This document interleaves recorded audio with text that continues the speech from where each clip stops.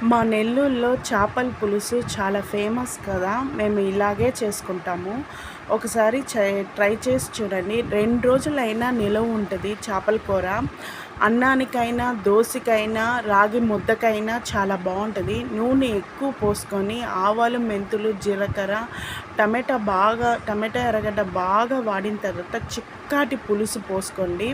చిక్కటి పులుసు పోసిన తర్వాత ఉప్పు, కారము బాగా ఏసుకునిన తర్వాత అవున పులుసు ఉడికిన తర్వాతనే 50% పులుసు ఉడికిన తర్వాత చాపేసుకోండి. అవును 90% చాప ఉడికిన తర్వాత మామిడి ముక్కలు వేసేయండి. మామిడి ముక్కలు కూడా నేను ఎండింది వేసాను. మామిడి ముక్కలు ఫైనల్ టచ్లో ఆవాలు, మెంతుల పొడి వేస్తే ఇంకా రుచి ఎక్కువ పడుతుంది, చిక్కపడుతుంది పులుసు. నేను ఆవాలు, మెంతుల పొడి, ఇంగువ పొడి వేసుకున్నాను. ఫైనల్ టచ్లో కొత్తిమీర వేసాను. అయితే చేపల పులుసు 2 రోజులైనా ఉంటుంది. అంటే ఉడికినప్పుడు ఒక టేస్టు, చల్లారిన తర్వాత ఒక టేస్టు, మరుసటి రోజుకి ఇంకో టేస్ట్ వస్తుంది.